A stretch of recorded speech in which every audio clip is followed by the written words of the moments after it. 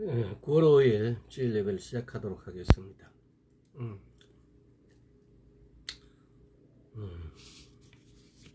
기도하겠습니다. 성령님 임하여 주시옵소서. 성령님 임하여 주시옵소서. 주님 감사합니다. 아버지 감사드립니다.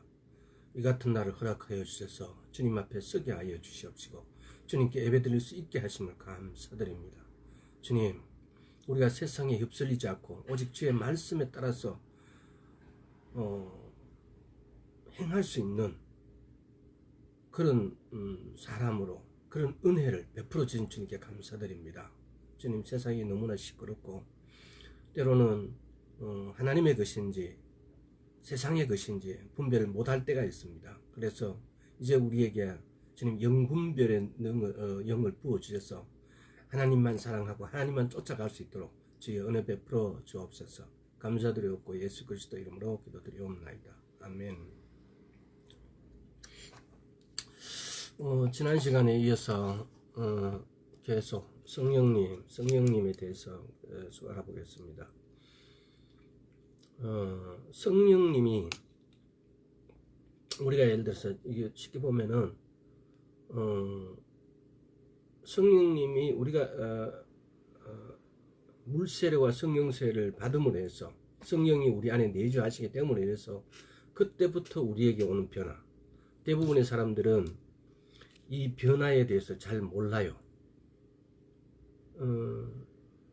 이렇게 저도 한때 그런 적이 있었는데 거기서 대부분이 그냥 이렇게 중단이 되어버리고 거기서 이렇게 쭉 나아가면은 그러니까 믿음으로 쭉 나아가면 말씀과 기도에 대해서 계속 이렇게 적극적으로 이렇게 해 나가다 보면은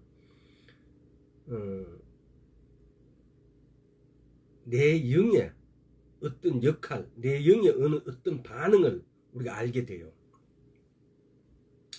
저 같은 경우는 목소리가 막 변하고 또 그걸 목소리가 막 변하고 막 이런 것들을 내 안에서 이렇게 변화를 느끼게 돼요.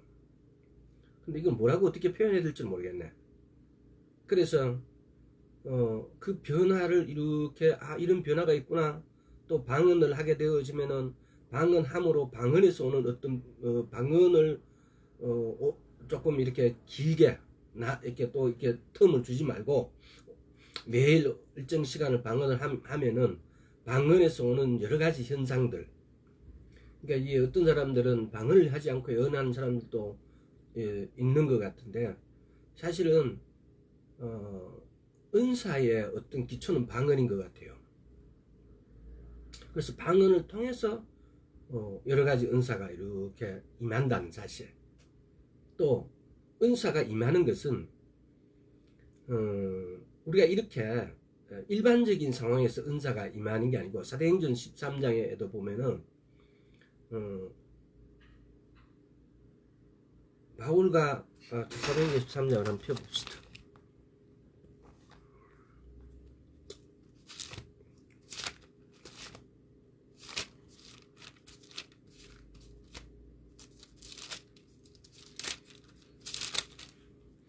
자, 1절, 2절, 3절 한번 읽어보겠습니다. 안디옥 교회에 선지자들과 교사들이 있으니 곧 바나바와 니게르라 하는 시몬과 구레네 사람 루기오와 본분한 헤롯의 아들 젖동생 마나엔과 및 사울이라.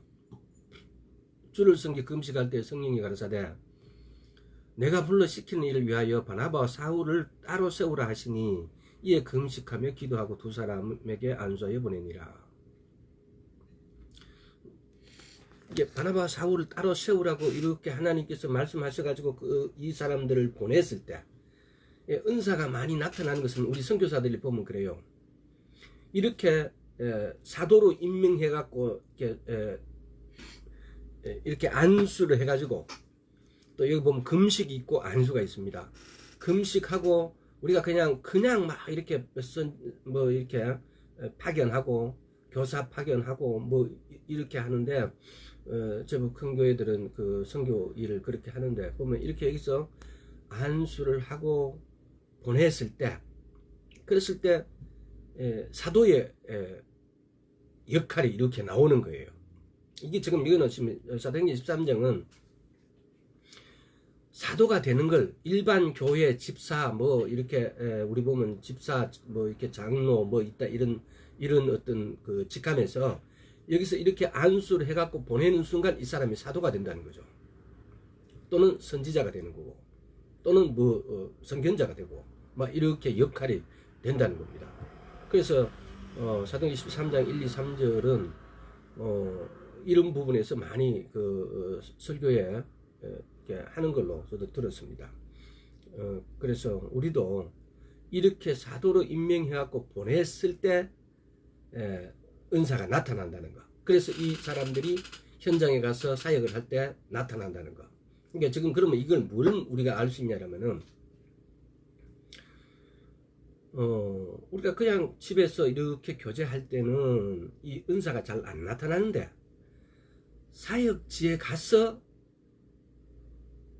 사역 현장에 가서 그 아프리카나 이런 데 갔을 때 보면은 그 사람들이 정말 병원도 없고 또 어디 멀리까지 치료할 수 있는 어떤 경제적 상황도 안 되고 이렇게 했을 때 그 사람들의 간절한 마음, 파견된 뭐 예를 들어서 파견자의 간절한 마음들이 긍휼히 여기는 그 마음에서 하나님께서 부어주시는 것 같아요.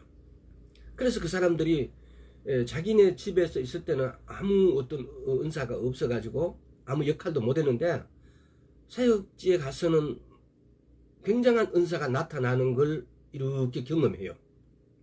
이게 뭘 말하는지 우리 이걸 곰곰이 생각해 봐야 돼요.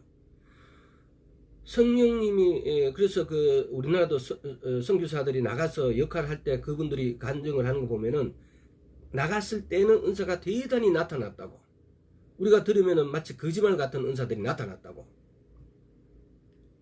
근데 때로는 한국에서 하면 안 된다고 그래요. 왜 그럴까? 근데 이런 부분에서 우리가 알 수 있는 것은 현장에서의 본 어떤 환경적인 것에서 내 마음이 감동을 해서 그래서 거기에서의 갈급한 마음으로 주님께 구하는 것하고 여기는 너무 풍족하니까 병원이 있는데 이렇게 하니까 저기서는 됐는데 여기서는 안 되는 거예요. 이런 부분들을 우리가 통해서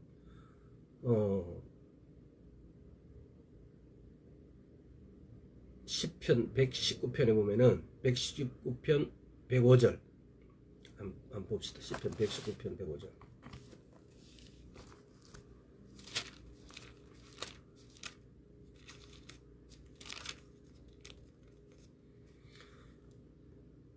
자, 주의 말씀은 내 발의 등이요 내 길에 빛이니라.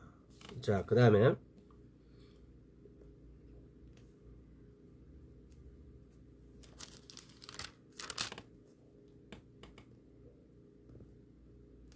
71절 고난당한 것이 내게 유익이라 이로 인하여 내가 주의 윤례를 배우게 되었나이다. 고난이 유익이라 그래요. 고난이. 우리는 여러 가지로 때로는 고난을 당할 수가 있습니다. 그래서 때로는 고난 당하는 것이, 때로는 치유받지 않는 것이, 그게 이런 부분들을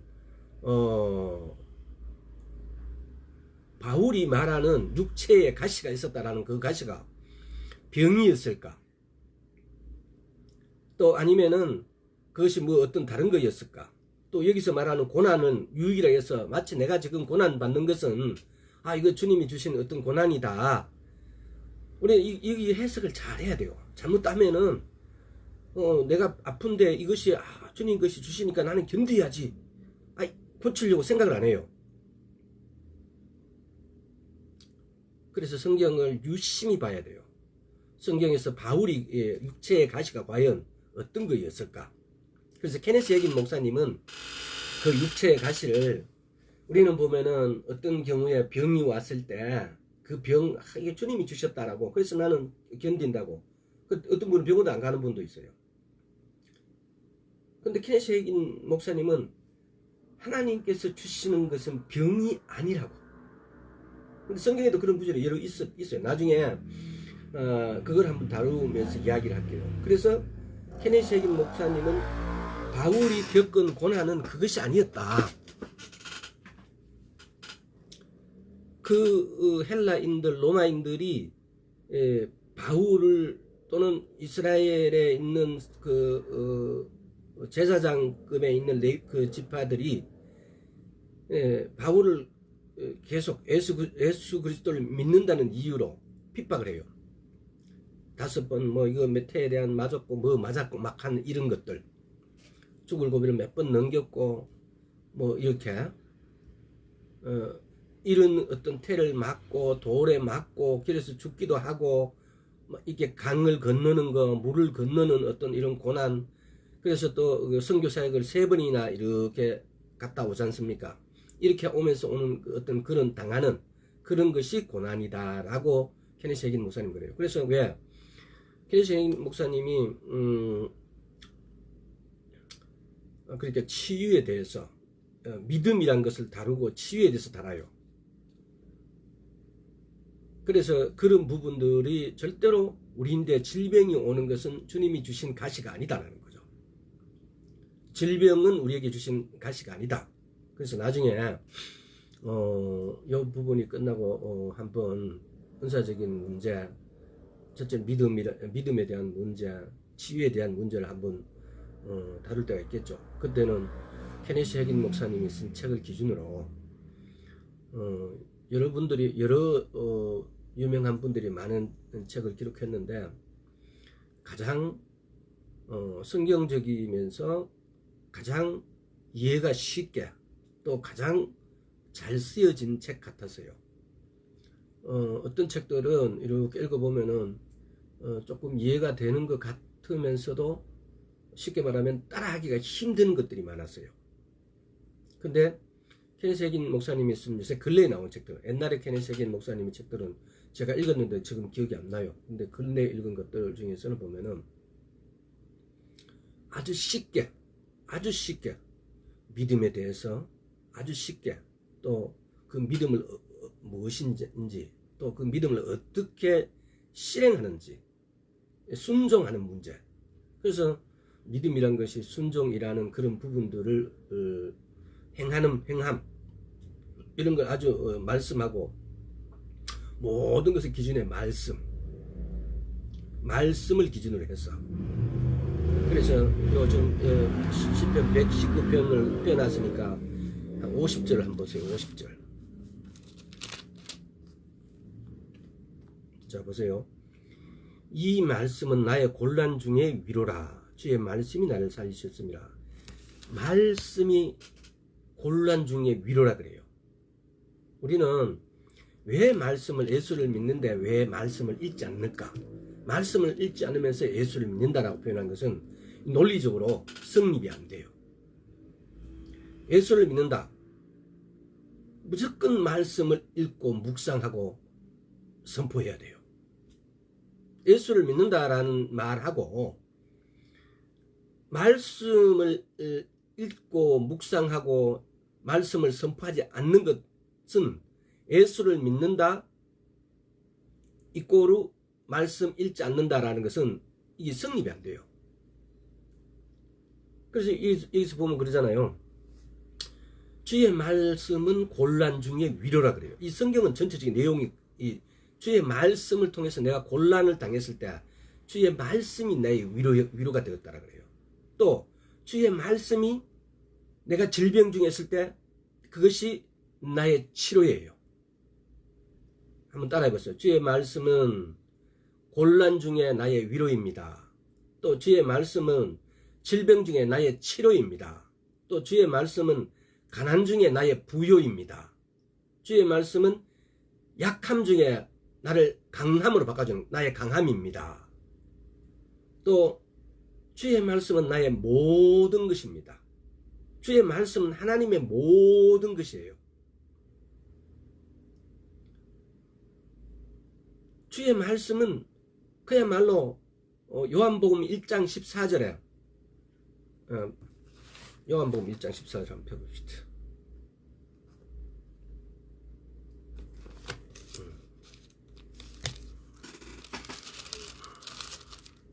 책이 안 떨어지네요. 자, 요한복음 1장 14절 말씀이 육신이 되어 우리 가운데 거하심에 우리가 그 영광을 보면 아버지의 독생자의 영광이요 은혜와 진리가 충만하더라. 말씀이 육신이 됐대요. 이 말씀이 육신이 된 분이 누구세요? 예수님. 자, 그러면은 예수님 이꼬로 말씀 이렇게 연결해도 무방하죠, 그죠? 근데 또 성령님 또한 이 말씀이세요. 왜? 이분은 말씀을 저자하시거든요. 그래서 말씀이 육신이 되어진 분은 그분은 말씀이세요. 그러니까 예수를 믿는데 우리가 예수님을 육신을 오신 거 우리가 못 봤잖아요. 그리고 지금 하나님 아버지 앞에 계시고. 근데 그분이 신이라는 걸 우리는 우리가 사는 환경하고 우리가 생각하는 환경하고 우리의 지정이하고 또 우리의 어떤 육하고 우리의 영하고의 관계를 우리는 우리 차원에서 우리 바운딩에서 이렇게 생각할 때가 많아요. 하지만은 예수님은 하나님이세요. 우리가 인간적으로 생각하고 우리가 상상할 수 있는 범위, 우리는 보면 그 한 4차원 정도의 세계, 우리가 3차원 정도의 세계에 이렇게 해서 살고 있는데 4차원은 공상과학이에요. 근데 그 누구예요? 그 저기 휠체어 타고 있는 그 박사. 그분은 그래요. 하나님의 나라는 한 14차원 정도의 세계가 될 것이다 그래요. 뭐 그분이 많이 전혀 맞지 않는다 하더라도 근데 그만큼 차이가 이렇게 상황이 틀린다는 거죠. 1차원의 어떤 관계는 도저히 상상이 안 가는 거예요. 그래서 우리 지금 그러잖아요. 4차원적인 어떤 논리에 보면은 우리가 지금 와 입을 짝짝 벌리잖아요. 왜? 예를 들어서 소련의 미사일은 마하 27 정도로 간다. 또 미국이나 소련인 또 중국 같은 경우는 달나라에 착륙했다. 뭐 막 이런 것들. 또 요새는 또 보면은 우리 생활에도 뭐 원적외선이라든가 또는 기타 여러 가지 그 반도체 문제의 여러 가지 문제들이 막 이렇게 어떤 재료나 이런 것들이 지금까지 없었던 것들이 이런 것이 어떤 재료로 막 이렇게 조금 초과학적인 이런 분들에 쓰여졌을 때, 그래서 인간이 할 수 있는 능력을 초월한 것 같은 이런 것들이 막 나타날 때, 그럴 때 우리는 저걸 약간 저는 4차원적이다 라고 이렇게 표현을 해요. 사실은 4차원이 아님에도 불구하고 3차원적인 문제죠. 그 안에 포함되어 있는 거죠. 그래서 이 차원이 이렇게 틀린다는 것은 대단한 겁니다. 근데 오늘 우리가 보면은 하나님이 말씀이 육신이 된 분은 우리가 말씀을 묵상하고 읽고 선포할 때에 하나님의 능력은 나타나게 되어 있습니다.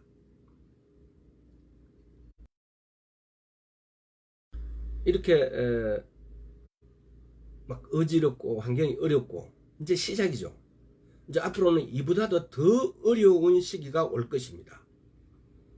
이보다 더 큰 문제가 우리 앞에 닥칠 것입니다. 지금까지 나는 이런 문제가 생겼으니까 나는 도저히 해결 못한다. 나는 도저히 이런 문제가 내게 올 거라고 상상도 못했다. 이제 그런 문제는 정말 문제도 아닌 거예요. 이제 정말 심각한 문제, 어려운 문제, 풀기 힘든 문제, 이해도 할 수 없는 문제들이 내 앞에 올 것입니다. 또 마태복음 24장, 마가복음 13장, 누가복음 21장에 보면 재난의 시작이라는 것에 가장 큰 것이 뭡니까? 지진, 전쟁, 기근, 온역은 전염병이죠. 이 네 개가 그야말로 계시록 6장의 첫째 인이 열리기 전에 이 네 개가 막 왕성하게 일어납니다. 그러면은 이 네 개가 왕성하게 일어나고 가면 계시록의 첫째 인이 떠질 때 이게 중단되어 있느냐? 아니에요. 이게 강도가 점점 높아지겠죠. 이게 우리 지금 온역 코로나 하나만 해도 지금 막 이게 난리가 아니지 않습니까? 근데 이제 중국이나 일본 같은 경우는 비가 막 많이 오니까 중국 같은 경우 작년에도 올해도 막 비가 막, 근데 이런 것을 봤을 때 그냥 왔다라고 여러분 생각하지 마세요. 우한이라는 데에서 우한이 처음으로 십자가의 교회를 전부 다 끄집어 내리고 박살냈어요. 몇 년 전에. 유튜브에 한번 찾아가 보세요. 그런 것들이 그냥 하나님께서 절대로 그냥 이렇게 그 어떤 벌칙을 내리지 않는다는 사실. 그럼 우리는 그러면 뭐 아무 죄도 안 짓기 때문에 그러면 일본하고 중국하고 양우편으로 좌편으로 막 이렇게 하는데 우리는 그렇습니까? 우리는 이걸 보고 해결해야 됩니다. 아, 저거 정말 꽃이다 이게 아니고 우리는 이걸 보고 주님 감사합니다라고. 주님 우리 죄를 이렇게 우리도 똑같이 지었는데 이렇게 해줘서 감사합니다라고. 정말 주님께 우리는 더 겸손해져서 주님께 더 가까이 가야 됩니다. 이게 지금 그럴 때예요. 지금이 막 아이고 저 쪽발이들 저렇게 해서 속이 시원하다. 저 중국 뗀놈들, 저 공산당들. 그래서 막 중국이 우리나라 사드 막 이렇게 하고 우리나라인데 막 이렇게 하니까 그전엔 중국 이런데 요새는 중공 그래버립니다. 공산주의라고. 나도 그런 말이 나오더라고요. 중공이라고. 중공이 맞아요. 하나의 국가인데 중국이라는 것은 좀 이렇게 그냥 좀 정상적으로 이렇게 불러준 거예요. 중국은 공산주의예요. 그래서 어떤 분들은 그러잖아요. 저 유튜브인가 어디 보면 그런 게 있어요. 중국을 왜 중국이라 그러냐? 땅은 넓어갖고 대국인데 속이 좁아갖고 소국인 거야. 사람의 속은 소갈머리는 굉장히 좁아가 소국인 거예요. 그래서 대국도 아니고 소국도 아니고 그래서 중국이라고 부른다고. 그렇죠. 우리는 개인이 약하잖아요. 성은이 니는 키가 큰데 난 키가 작잖아. 그래도 우리는 네가 키가 크든 내가 키가 작든 우리는 정말 약하거든. 주변의 사람들이 나를 도와주지 않고 주변에서 나를 무시하게 돼버리고 나 혼자만 있다면은 우리는 아무것도 마치 할 수 없는 사람 같이 느껴져. 때로는 우리가 외로울 때 그렇잖아. 근데 우리는 하나님이 함께 하여 주신다고. 나는 작고 나 아무 힘이 없는 것 같지만 내 안에 예수 그리스도가 함께 계신다고. 하나님이 천지를 창조하신 하나님이 전지하신 하나님이 전능하신 하나님이 무쇠부자하신 하나님이 영원하신 하나님이 내 안에 계신다고요. 나중에 무소부재 전지전능은 금방 이해가 되는데 영원하다는 게 이게 얼마나 큰가를 잘 몰라요. 그 영원하신 것에 대해서 나중에 언제 한번 설명할게요. 영원하신 것은 무소부재하는 부분하고 영원하신 부분은 처음에는 잘 안 느껴지는데 이 내용을 알면은 이렇게 알면 알수록 입이 이렇게 벌어져요. 물론 전지하시고 전능하신 것도 마찬가지지만은 근데 그분이 우리 안으로 들어오셨어요. 우리 안에 있다는 게 얼마나 이게 신기한 부분입니까? 우리 안에 있는 것이 참 귀하고 소중한데 개인적으로 우리가 보면은 별로 그렇게 이렇게 사랑스럽고 아름답고 뭐 이게 깨끗하고 막 이렇지를 못해요. 내장을 이렇게 열었을 때 여러분 거기서 나는 삐릿한 냄새가 얼마나 역겨운지 아세요? 우리 그러면은 소 뭐 예를 들어서 옛날에는 개도 많이 잡아먹었잖아요. 우리 촌에서는 개 집에서 키우면 다 잡아먹어요. 개고기가 맛있다고. 근데 그렇게 내장을 열었을 때 닭이나 뭐 예를 들어서 토끼 같은 것도 마찬가지로 근데 그 안에 있는 사실 이렇게 내장을 열어서 속을 끄집어내야 되니까 그러면 그 안에 있는 것이 그렇게 좋은 냄새가 안 나요. 근데 왜 하나님께서는 왜 우리 안으로 들어오셔서 하실까? 이것이 뭐냐면은 우리 안에 거한다는 사실을 우리는 그렇게밖에 생각하지 않아요. 근데 그게 아니고 우리 안에 거한다는 사실은 그 뜻이 아니라는 거. 그걸 나중에 한번 이야기할 때가 있을 것입니다. 진도 나가야지. 자, 그래서 오늘도 그러니까 이게 한 번만 더 따라하고 오늘 다른 부분 하겠습니다. 주의 말씀은 곤란 중에 나의 위로입니다. 주의 말씀은 곤란 중에 나의 위로입니다. 한번 해보세요. 주의 말씀은 곤란 중에 나의 위로입니다. 주의 말씀은 질병 중에 나의 치료입니다. 주의 말씀은 가난 중에 나를 부욕해 하는 겁니다. 주의 말씀은 약함 중에 나를 강하게 합니다. 주의 말씀은 내가 죄에 있는 것을 내 죄를 깨끗하게 해주십니다. 주의 말씀은 나의 모든 것이에요. 그런데 말씀을 안 읽어요. 있을 수 없어요. 왜? 내가 도저히 해결할 수 없는 것을 주의 말씀은 해결해 주십니다. 내가 말씀의 께로 가까이 가면은 그 말씀이 살아서 역사합니다. 그 말씀은 누구라고요? 예수 그리스도니까. 그 말씀은 누구라고요? 성령님이시니까요. 그 말씀은 누구라고요? 아버지 하나님이니까요. 그 말씀은 하나님이세요. 이 말씀은 하나님이시라고요. 예수를 믿는 것은 제가 그 며칠 전에도 저번에도 한번 친구를 만나서 그런 이야기를 했는데 도저히 내가 예수를 믿으려 해도 잘 안 믿으니까 그래서 네가 믿는 부처, 네가 알고 있는 부처, 자기는 안 믿는데요. 부처는. 근데 저것만은 믿는데요. 자기 엄마는.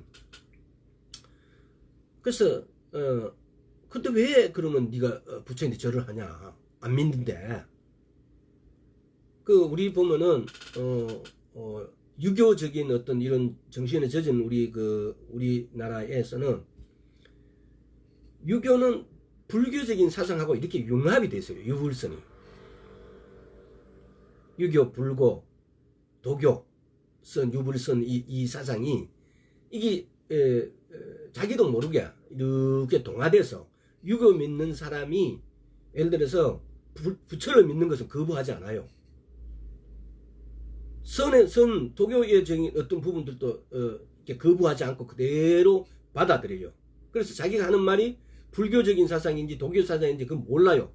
그냥 이거는 뭐 그냥 우리 거라고만 생각해요. 자기 할 수 있는 말들이라고 생각해요. 그 사상에 대해서 전혀 의심하지 않아요. 근데 유교 믿는 사람이 예수 믿는 사람, 예수를 믿으라 그러면 이거는 딱 이렇게 반감을 가져요. 물론 예수 믿는 사람은 제사 지내지 말라고 하니까 그 사상이 이렇게 반대되니까. 그래서 그 친구 같은 경우도 제가 이제 이 말씀이 네가 불교 경전을 읽어봐라. 100번 1000번을 읽어도 알라 믿는 이슬람 코란을 읽어봐라. 꾸란을 읽어봐라. 근데 그걸 100번 1000번 읽어도 거기서는 살아나지 않는다고. 말씀이 역사하지 않는다고. 근데 여기 있는 말씀들은 역사를 한다고. 오늘날 살아서 역사한다고. 또 이 말씀 중에 틀린 게 아무것도 없다고. 성경의 약 27.6%가 예언이에요. 성경의 27.6%가 예언이면은 뭐 3분의 1이라 해도 과언이 아니잖아요. 4분의 1은 넘으니까. 이만큼에 있는 예언 중에 이제 마지막 때에 주님이 오시는 문제 정도만 남았어요. 왜? 이스라엘이 독립한다고 해놨는 것을 이스라엘이 독립해버렸고요. 또 오늘날 이 말씀을 우리가 필요한 말씀을 붙잡고 기도하게 해주면 이 말씀이 살아 역사합니다. 근데 말씀을 안 읽어요. 곤란 중에 나의 위로라 그래요. 말씀은 내가 병이 있을 때 내 치료라 그래요. 내가 돈이 없을 때, 내 가난할 때 이 말씀은 나를 부유하게 해준다고요. 말씀 이꼬로 어떤 면에서 돈이라 그래요. 말씀은 돈이라고 막 이렇게 하는 이렇게 하면 조금 뭔가 이렇게 같은데 그 말이 그 말이에요. 말씀은 나를 부유하게 해줄 수 있어요. 말씀 이꼬로 돈이죠. 그러면은 너무 막 깐다라고 생각하지 마시고 말씀은 돈이에요. 근데 이게 리얼해요. 돈에 대해서 갈망이 사람들이 많기 때문에 말씀 이꼬로 돈이 되려면 그러면 내가 어떤 구절을 읽으면 되냐고. 말씀이 내 약함에 대한 치료고, 말씀이 나를 부유케 하고, 말씀이 나를 강하게 하고, 말씀이 나를 위로고. 아니 그런데 왜 이렇게 말씀을 안 읽냐고요. 우리는 성도 신자라는 것은 이 말씀을 읽고 연구하고 해서 이 말씀이 살아나게 역사케 하는 것이 성도예요. 그래서 이웃에게 가서 이것을 전도하고 또 이웃에게 어떤 부분들을 말씀으로서 포교를 하고 말씀이 살아 역사케 함을 보여줌으로써 그 증거가 되어서 그래서 그 사람들도 믿게 되어지게 되는 거. 그래서 아까 아마 그런 의미도 있는가 봐요. 선교 나갔을 때 오히려 말씀 역사를 많이 한다고. 환경적으로 어쩔 수 없는 그런 우리는 인간은 조금 다소 환경에 지배를 받지 않습니까? 어쩔 수 없는 상황에 보면은 내가 어찌할 수 없을 때 하나님을 찾는 거죠. 그랬을 때 그 간절함이 풍요한 것에서의 어떤 간절함하고 비교가 될 수가 없는 거죠. 어쩔 수 없는 긴박함, 갈급함에서 나타날 수 있는 그 어떤 그 갈급함, 갈망, 그것하고 너무나 풍요하고 이런 데서는 갈망에 이 갈급함의 어떤 차이가 분명히 있겠죠. 그래서 말씀께 가까이 갑시다.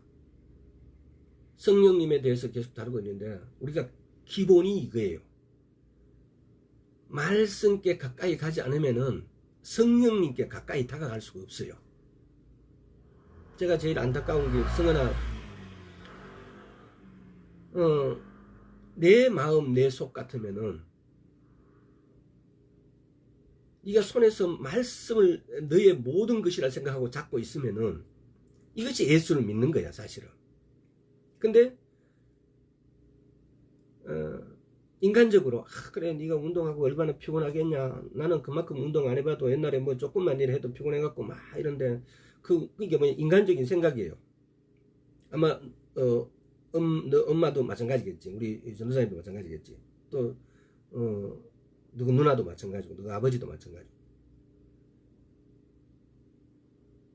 예수님을 믿으라고 하면은 우리가 강압적으로 막 이렇게 해라고 이렇게 할 수 없으니까, 또 할 수도 있겠지만은 너무 이렇게 내 자식이 뭐 저거만 해도 힘든데 라는 이런 생각 때문에 사실은 우리가 가르치는 방법에 대한 모순이지 모순. 진짜는 말씀을 무조건 읽어야 돼요. 짧게 읽든 많이 읽든 간에 그게 중요한 게 아니고 말씀을 무조건 읽어야 돼요.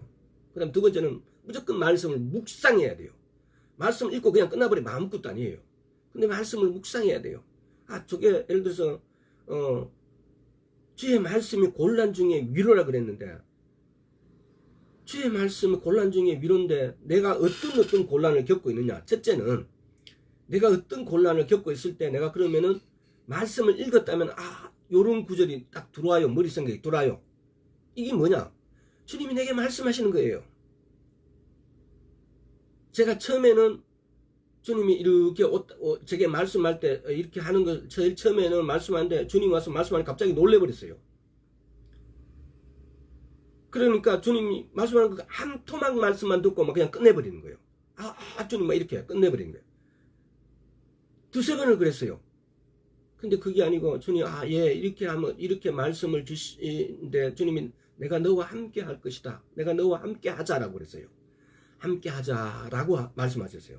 근데 예 주님 그러면은 제가 어떻게 하면 되고 이렇게 이런 것들이 있는데 이건 또 어떻게 하면 됩니까? 라고 물어봐야 되는데 그 물어볼 경황이 없었어요. 지금도 그것만 생각하면 가슴이 아파요. 아이고 덩신아, 아이고 바보야 막 이런 생각이 들어요. 근데 왜 요즘은 그렇게 하지 않으시냐고. 요즘은 그렇게 하지 않으세요. 이렇게 말씀이 떠올라 버려요. 뭘 하겠다 이런 말씀이 떠올라 버려요. 누구 위해서 기도하면 누구의 말씀이 떠올라 버려요. 이 말씀이 갑자기 생각나 버려요. 그러면 주님이 그렇게 말씀하고 계신 게 저인데, 성은아 뭐 성은이는 성은이 뭐 이렇게 하면 성은이는 나를 붙잡아라. 성은아 지금 그냥 그대로 주님이 말씀하신 거야. 예배 중에도 나를 붙잡으라는데 그럼 성은이 예수님을 어떻게 붙잡을 거야 지금? 이 말씀을 붙잡는 것이 예수 그리스도를 붙잡는 거라고. 이 말씀을 붙잡으라고. 그럼 말씀 붙잡고만 있을 거야? 너무 성경을 읽을 때 너무 100% 처음부터 다 알려고 읽지 마세요. 다 이해하려고 하지 마세요. 모르는 건 그냥 넘어가세요. 아니면 줄을 좀 쳐놓든지. 그러면은 또 어떤 거는 내가 모르는 것에 부딪힌 거에 대해서 내 안에 이렇게 머물러 있습니다. 이 묵상이에요. 그러다 보면은 어느 순간 예배를 드리는데 어떤 목사님의 설교에서 또는 어떤 환경에서 어떤 일에서 아 하고 이 머리 깨우쳐주세요. 말씀을 묵상을 제가 처음에 성경을 읽기 시작할 때 돈을 좀 주세요라는 것을 안 들어주셨어요. 근데 말씀을 읽다 이게 도대체 무슨 뜻인지 모르겠다라고 제가 도대체 내가 이해가 안 간다라고 무슨 뜻인지를 선명하게 모르겠다. 킹 제임스를 봐도 뭐 쉬운 성경을 봐도 막 이렇게 다른 성경을 봐도 이게 도대체 이게 무슨 뜻인지 이해가 안 된다 라고 했는데 그런 것들은 내가 그때는 처음에는 다른 목사님 설교를 밤새워서 들었어요. 엄청나게 들었어요. 어떤 경우가 있었냐면요. 나중에 어떤 경우에는 회사가 막 망해가는 거예요. 그러니까 이제 배포하는 직원도 없어요. 내가 배포해야 돼요. 모자라서. 내가 배포를 한 5명, 6명분을 내 혼자 다 했어요. 그러니까 어떻게 해요? 신문이 저녁 한 10시나 올 것 같으면 그 이튿날 새벽까지, 그날 아침 해가 돌아가고 원할 때까지, 아침 8시까지, 그때까지 계속 신문 뿌리는 거예요. 배포하는 거지.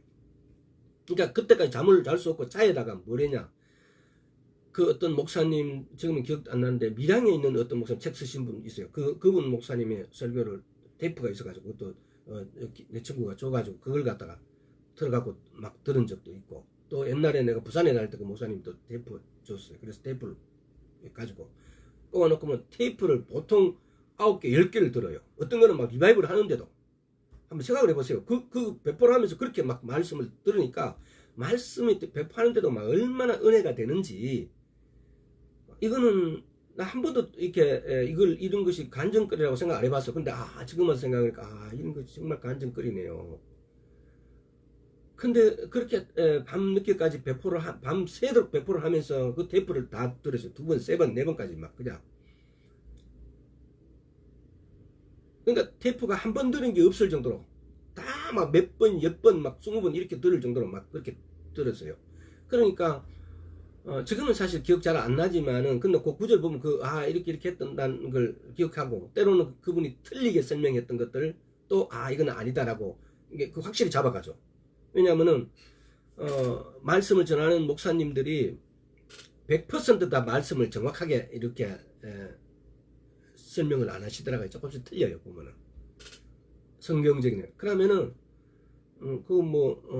저도 말씀을 전하는 사람이니까 100% 맞을 수가 없어요. 100% 지식이 그렇게 다 찬 사람이 없다고요.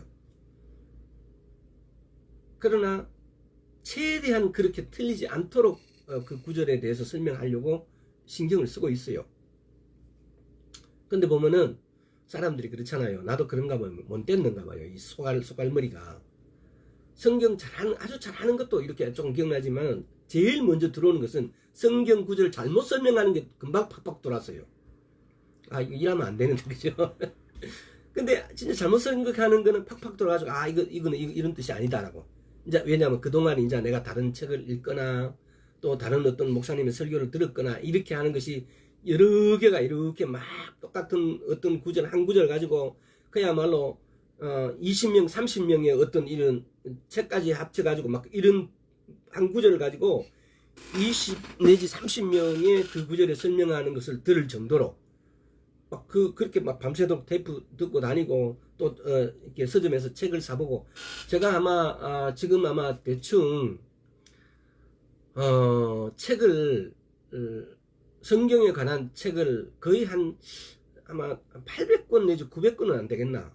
뭐 어쩌면 막 이렇게 읽고 막 이렇게 버린 것까지 하면 집에 있는 것은 한 600, 700개 정도 되는 것 같아요.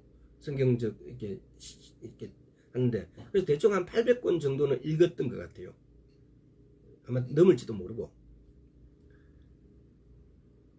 근데 아무래도 이제 책을 낼 수 있는 분, 요즘은 책은 아무나 잘 씁니다만은, 그러나 불과 몇 년 전만 하더라도 책을 쓰는 사람들은 그래도 소양적 지식이 상당히 높았어요. 야, 오늘 와 이러지? 말씀은 안 전하고 엉뚱한 말로 그냥 잘 전하네.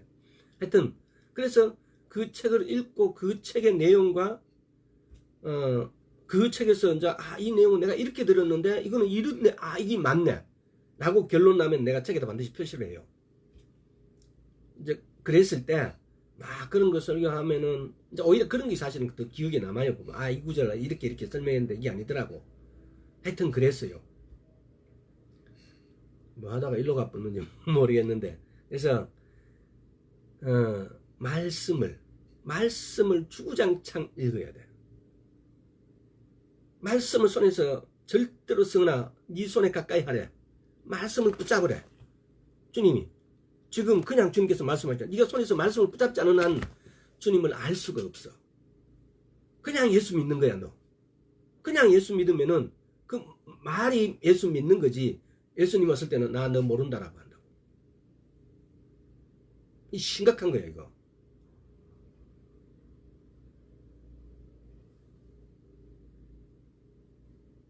예수님 오실 때 나 뭐 모른다라면은 들림도 없고 어쩌면은 하나님 나라 갔을 때 제일 지하에 있을지도 몰라. 제일 하나님 나라에 제일 안 좋은데 그 하나님 나라에도 우리 인간에는 이렇게 예를 들어서 성경적인 어떤 차원은 우리는 민주주의라는 제도가 들어와서 사람이 차별이 없어야 된다 뭐 이런 개념으로 이렇게 하는데 하나님 나라는 그렇지가 않아. 굉장히 서열이 많아. 쉽게 말하면 우리 인간적인 나라에서는 그래도 우리 민주주의지만은 부유한 자가 있고 가난한 자가 있잖아. 보이지 않는 계급이 분명히 존재하고 우리는 계급을 많이 한다고. 그래서 연속국 같은 데 보면은 어떤 사모님들은 니까짓 게 이러면서 막 그 직원들 막 함부로 막 하잖아. 얼마 전에도 어느 나라야 그 나라 대사 부인이 중국 사람이었는데 우리나라 와서 막 함부로 막 했잖아. 그래갖고 그 쫓겨나갔잖아. 근데 하나님의 나라는 우리가 겪고 있는 어떤 이런 계급, 하나님은 그 계급을 인정하셔. 오히려. 그래서 그 서열이 엄청난 차이가 있을 거라고. 성경적인 이치는 그래. 나중에 하나님 나라에서 어떨지는 몰라도. 성경적으로는 보면은, 그래서, 우리가 수고도 더 하고, 우리가 그래서 하나님을 믿는 믿음을 더해 가면 갈수록, 내 소유에 대한 욕심은 약해지고 사람에 대한 사랑은 증가되어지는 거야. 이 땅에 있을 때에 채우는 것은 내가 재산을 채우는 것은 의미가 없는 거지. 이 채워줄 수 있는 목적은 100%라고. 근데 내가 성경적인 믿음이 내게 충만하지 않았을 때는 그래도 나도 좀 잘 살아야지. 내 욕심이 이렇게 포기가 안 돼. 근데 내가 믿음으로 충만해지면, 성령으로 충만해지면은, 내를 살리는 것은 하나님이지, 내가 아니라는 거. 내가 열심히 모은다고 해서 내 것이 되지 않는다는 거. 또, 오히려 남의 불행한 것을 보고, 그걸 참는 것보다 내가 나의 고통처럼 느껴지기 때문에 오히려 도와버리지. 그래서 우리는 이런 걸, 물론 말씀만 읽는다고 다 되는 건 아니고, 말씀 붙잡고 기도할 때 내가 그렇게 변화되어진다고. 그렇게 변화되어지는 사람을 우리는 너는 그리스도인이다라고. 사도행전에 보면은 안디옥인가 교회 갔을 때 처음 그 교회 안디옥 교회 갔을 때 처음 그리스도인이라 그래. 사도행전 보면은 이게 그리스도인이 되어지는 거지. 그래서 우리가 다 같이 말씀을 그냥 대하지 마십시다. 오늘부터 이 말씀이 살아 역사하게 되어지면은 바로 예수님께서 나타나세요. 내가 늘 말하잖아요. 그 무협지 어떤 그 오행 뭔가 그것처럼. 그래서 막 무협지 읽는데 무협지를 읽으니까 그 사람이 막 그 책에서 나와가지고 막 이렇게 다 가르쳐줘요. 이렇게 하라고. 여기 이거 딱 치라고. 지금 우리 마찬가지예요. 이 말씀을 보면 말씀이 살아 역사한다고요. 이게 믿는 거예요. 근데 말씀이 살아 역사하지 않으면 내 믿음이 없는 거예요. 간단하게 표현하면은 믿음이란 어떤 추상적인 가치로만 놔둬야 되는 게 아니고 믿음이란 원래 가치는 우리 그 문학적으로 보면 믿음이란 것이 굉장히 추상적이잖아요. 근데 예수를 믿는 사람의 믿음은 추상적이질 않아요. 실제적이에요. 병이 아픈 자는 예수 그리스도 십자가에 못 박히고 매 맞았다라는 것으로 우리는 나음을 받았다라 그래요. 마태복음 8장 17절, 베드로전서 2장 몇 절입니까? 24절입니까? 또 이사야서 53장. 채찍에 맞음으로 나음을 받았다 그래요. 이게 뭐냐? 이것이 믿음이에요. 말씀이 살아난 거예요. 우리가 왜 그렇게 못하느냐? 우리 말씀을 살아남을 우리 믿음이 거기에까지 가지 않기 때문에. 그래서 이 부분 우리는 충분히 고심해 봐야 됩니다. 이제 그동안 예수를 믿고 달이 떠도 해가 떠도 주일날 가서 지키고 다 했는데, 나는 믿고 있다고 확신하는데 왜 내게 믿음이 나타나지 않는 겁니까? 내 확신만큼 내게 믿음이 사실은 없는 거죠. 우리는 깨달아야 됩니다. 내가 생각하는 믿음과 성경이 말하는 믿음의 차이, 진짜 믿음, 성경이 말하는 진짜 믿음이 뭔가?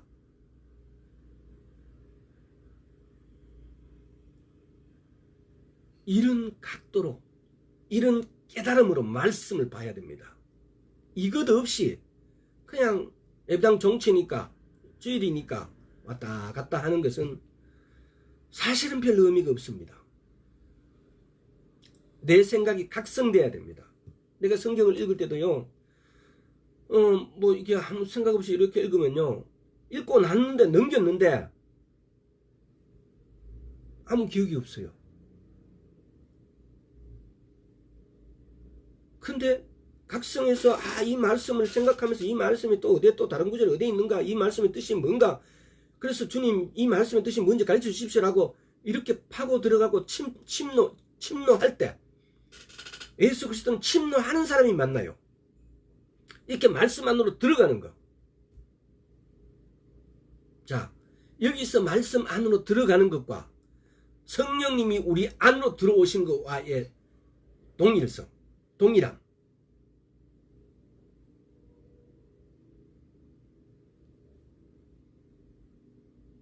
그래서 이렇게 안에 있다라는 것도 한 번쯤은 생각을 해보세요. 그리고 깊이 한번 생각해 보세요. 내 안에 있는데 왜 나는 그러면, 이분은 언제든지 내가 부르시면 내 목소리를 듣고, 얼마나 내하고 너무나 가깝게 있기 때문에, 또 내가 모든 죄 짓는 모든 것들도 이분은 아신다는 거. 한편으로는 너무 가깝게 해서 잘 들어줘서 고마운데, 한편으로는 내 모든 죄들을 다 보고 계신다는 거.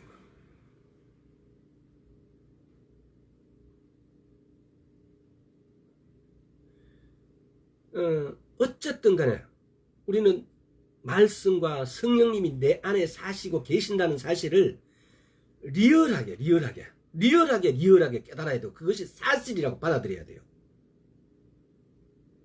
이것이 그분이 내 안에 살아 계신다는 걸 내가 느끼지 못한다면은, 이걸 도외시 해버린다면은 나는 믿지 않는 거예요, 사실은.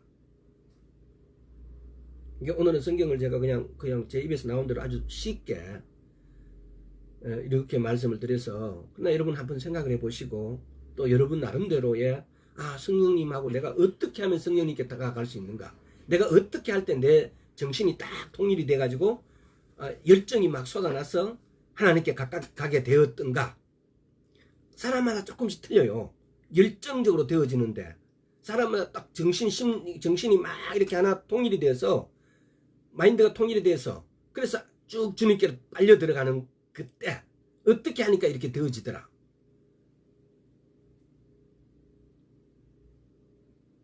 우리는 그 갈급함을 찾아야 됩니다. 빨리 찾아서 그걸 내 걸로 만들고, 내가 주님의 말씀을 볼 때마다, 기도할 때마다, 말씀께 갈 때마다 그걸 발휘를 해야 됩니다. 그걸 약의 재료로, 주님께 가까이 가는 약의 재료로 써먹어야 됩니다. 그래서 말씀이 육신이 된 분, 그 말씀이 나의 위로고, 말씀이 나의 치료고, 말씀이 나의 부고, 말씀이 나의 건강함이고. 그렇다고요. 근데 그 말이 그럼 성경이 없나? 다 있어요. 성경 찾으면은.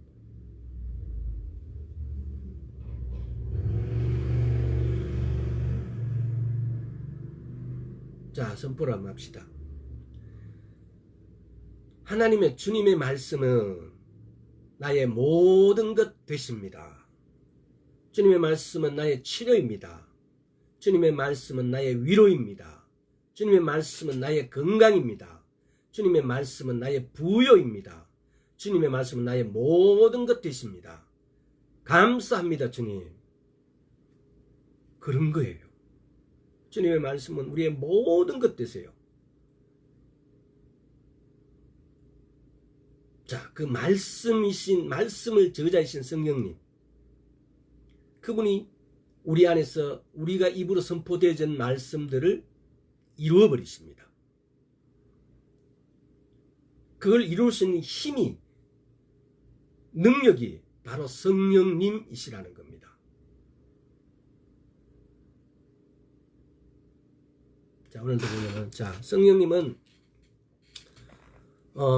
우리를 해방시켜 주십니다. 해방시키는 고린도후서. 뭐 이게 다 됐네. 시간이 이거 이래 되면은 할 없네, 그죠? 계속 성령님은 그냥 제가 그냥 느끼는 것만 말씀드리고 오늘은 그냥 끝내야 될 시간이 다 됐네요, 그죠? 그래서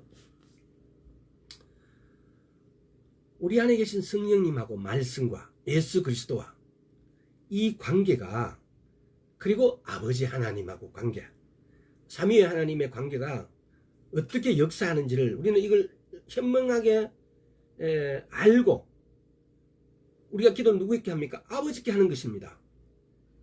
아버지께 기도하는 겁니다. 이건 성경적이에요. 그리고 누구의 아버지께 기도하는데 그냥 아버지께 이름 기도하면 그 끝이 아닙니다.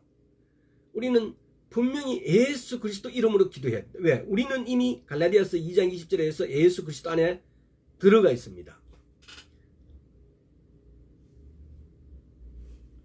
예수 그리스도 안에 갈라디아서입니까? 예수 그리스도로 옷 입는 문제. 갈라디아서 한번 봅시다.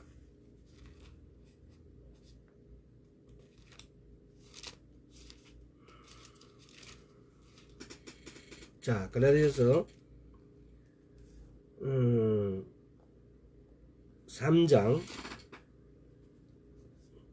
27절. 누구든지 그리스도와 합하여 세례를 받은 자는 그리스도로 옷 입었느니라. 내가 그리스도와 합하여 세례를 받았다는 것은 뭡니까? 내가 세례를 받은 것은 내가 죽고 살아난 거예요. 이건 갈라디아서 예수 그리스도와 함께 십자가에, 갈라디아서 2장 20절이죠. 십자가에 못 박힌 예수님과 함께 죽고 예수님이 부활할 때 나도 부활했다고요. 그래서 그래, 내 영은, 나의 몸은 여기 있는데 내 영은 예수 그리스도 안에, 예수 그리스도와 합하여서 예수 그리스도로 옷 입어. 예수 그리스도가 우리의 껍데기 옷이에요. 우리는 그 안에 들어가 있는 표현이에요. 이건 다시 말하면 예수 그리스도로 옷 입었다, 이 말은 세례들을 받았다는 거고, 거듭났다는 말이고, 다시 태어났다는 말이고. 이 성경에는 사실 이 뒤에 신약에는 이런 내용들로 가득 차 있어요. 표현하는 방식이 틀렸을 뿐이에요. 예수 그리스도로 옷 입었다, 이꼬로 거듭났다, 이꼬로 중생, 디도서에 보면 중생이라 그러죠. 뭐 다시 태어났다, 물세례 성령 세례들을 받았다, 이 말들이 전부 동의어예요. 동의어.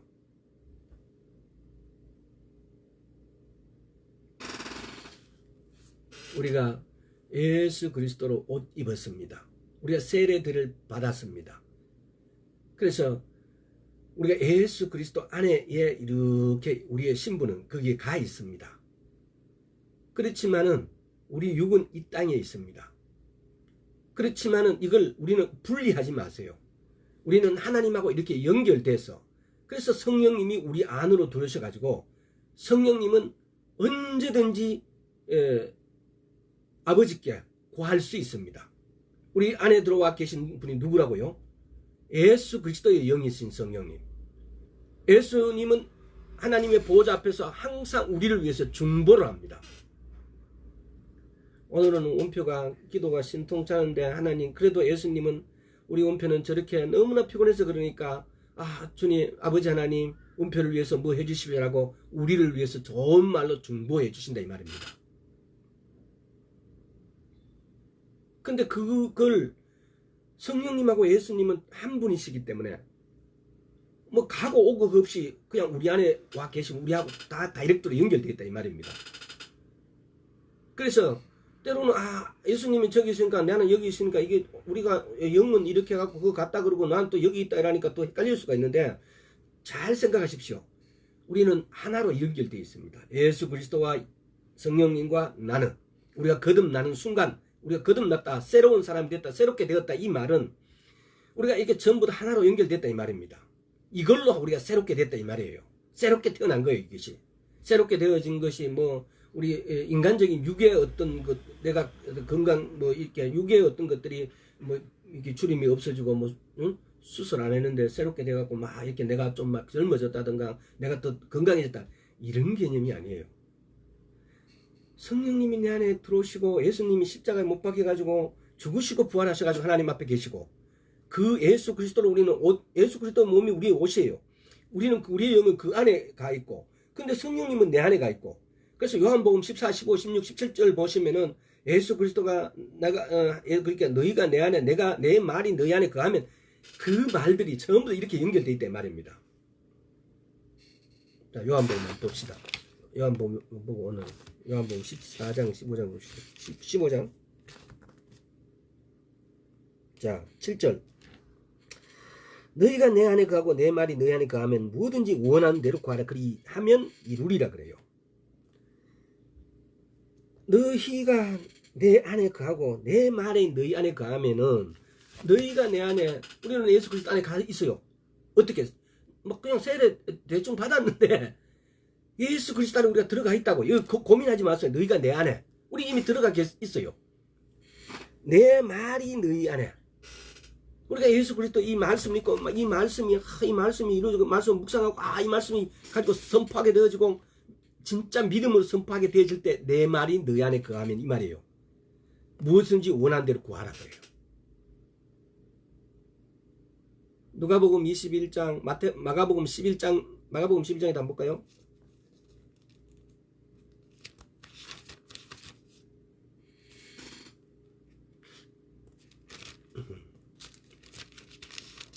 자, 마가복음 11장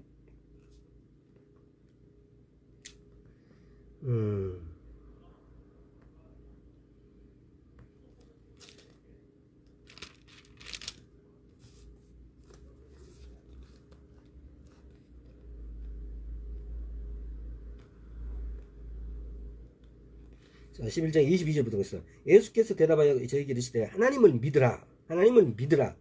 내가 진실로 너희에게 이르노니 누구든지 이 산들을 들려 바다에 던지우라 하며 그 말하는 것이 이룰 줄 믿고 마음에 의심치 아니하면 그대로 되리라. 그러므로 내가 너희에게 말하노니 무엇인지 기도하고 구하는 것은 받은 줄로 믿으라. 그리하면 너희에게 그대로 되리라. 하나님을 믿으라. 하나님을 믿으라. 이 말을 예를 들어서 내가 하나님을 믿는다는 우리가 보편적인 하나님을 믿는다는 이런 생각이 아니고 하나님 안에 있는 믿음을 가져라 이런 뜻이 더 강해요. 이거 굉장히 중요해요. 우리 하나님 믿으라니까 내가 그냥 하나님 믿으면 되겠다 이런 개념이 아니고 하나님 안에 있는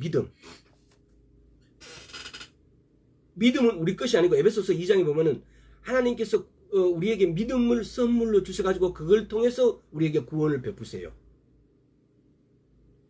선물로 믿음을 주셨어요. 그러니까 우리에게는 믿음이 없다는 겁니다. 그래서 하나님을 믿어라 이러면은 하나님 안에 있는 믿음. 그냥 우리가 생각하는 그냥 네가 말하니까 믿는다 이런 믿음이 아니고 나중에 믿음에 대해서도 한번 쭉 이렇게 한번 다루겠습니다.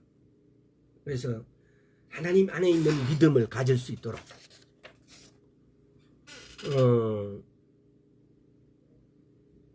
그래서 오늘은 완전히 삼천포로 갔는데 그냥 그렇게 하고 끝냅시다. 요 정도 하고 끝냅시다. 자, 그래서 마지막으로 그 선포를 한 번 더 합시다. 주의 말씀은 곤란 중에 나의 위로입니다. 이제 따라 선포를 하십시오. 손 들고 주의 말씀은 곤란 중에 나의 위로입니다. 두 번째, 주의 말씀은 질병 중에 나의 치료입니다. 다음 세 번째, 주의 말씀은 가난 중에 나의 부여입니다. 네 번째, 주의 말씀은 약함 중에 있을 때 나의 강함입니다. 또 주의 말씀은 나의 모든 것 되십니다. 아멘. 주의 말씀은 우리의 모든 것 되십니다. 그래서 지금까지 잡지 않았다는가, 아니면 지금까지 그렇게 쉽게 말씀을 너무 하루에 한 번 이렇게 잡았다든가, 그렇게 한다면은 이제 말씀을 항상 가지고 다니십시오. 어떤 사람들은 성경이 무겁다고 안 들고 다녀요. 교회 갈 때. 교회에 있는 성경 본다고 막 그렇게 하는데, 그 성경 읽는데 관심이 없기 때문에요. 내가 여기 표시해놓은 이 성경을 내가 읽지 않으면, 이걸 보지 않으면은 다른 성경은 가까이 하고 싶지 않아요. 그만큼 성경에 애착이 있다는 거예요. 말씀에 애착이 있다는 거예요. 그래서 여러분, 주의 말씀을 가깝게 합시다. 주의 말씀을 가깝게 하는 것은 내가 예수 그리스도를 가깝게 하는 것이고, 또 예수 그리스도의 영인 성령님, 말씀의 저자이신 성령님을 가깝게 하는 겁니다. 그러면은 당연히 그분이, 성령님이 내게 말씀하십니다. 그래서 그분의 음성에 따라서 우리는 살 수 있는 은혜가 우리에게 베풀어지는 겁니다. 주의 말씀을 모르면 우리가 하나님의 음성을 들을 수가 없습니다. 주의 말씀은 늘 순간적으로 우리가 조금만 주의하면은 항상 말씀하십니다. 늘 말씀하시는데, 우리 안에 계신 성령님은 아주 말씀이 많은 분이에요. 성령님 용서하세요. 수다쟁이세요. 왜? 우리를 깨우쳐 주려고. 우리를 더 어떻게든지 한 말씀이라도 가르쳐갖고 우리를 더 깨끗하게, 우리가 더 순종적으로, 우리가 더 믿음이 충만한 것으로 우리를 바꾸기 위해서. 내 아내보다도, 내 딸보다도 더 말이 많아요. 많이 하세요. 근데 못 듣는다고요. 여러분, 귀로 한번 안수합시다. 자, 귀를 전부 다 이렇게 손대세요. 예수와 그리스도 이름으로 명하노니 주의 말씀에 귀가 열릴지어다. 아멘. 우리 주의 말씀에 귀를 엽시다. 주의 말씀에 눈을 돌립시다. 주의 말씀에 주님께 주님의 냄새를 맡도록 노력합시다. 애씁시다. 우리 온 감각이 주의 말씀을 느낄 수 있도록 모든 감각이 깨웁시다. 오늘 여기까지 하겠습니다. 자, 기도하겠습니다. 오 주님, 오 성령님, 오 성령님, 주님을 더 알기를 원하고 주님을 더 사랑하기를 원하옵나이다. 하오니 주여 우리를 감각을 깨워 주시옵소서. 우리의 오감을 깨워 주시옵소서. 우리의 지정의를 깨워 주시옵소서. 우리의 영의 위치를 우리가 알 수 있도록 주여 은혜 베풀어 주옵소서. 감사드렸고 예수 그리스도 이름으로 기도드리옵나이다. 아멘. 오늘은 예배가 완전히 그냥 전혀 생각하지 않은 말만 해버려서 이것도 주님께 영광입니다. 주님께서 이렇게 인도하셨습니다. 조금 이렇게 해도 나도 나중에 한번 들어보겠습니다. 왜 주님께서 이렇게 하셨는지 더 깨닫고, 또 여러분들도 제가 전혀 의도하지 않았습니다. 그래서 온전히 그냥 주님께서 하셨다고 나는 믿어요. 그래서 여러분들도 두서없는 말이었지만 그 중에서 여러분이 취해야 될 걸 한번 생각해 보시길 바랍니다. 자, 여기까지. 아직 궁금하신 분들은 전화 주세요. 승은아, 기도할게. 혹시 또 다른 기도해야 될 제목이 있으면 문자 보내주라. 알았지?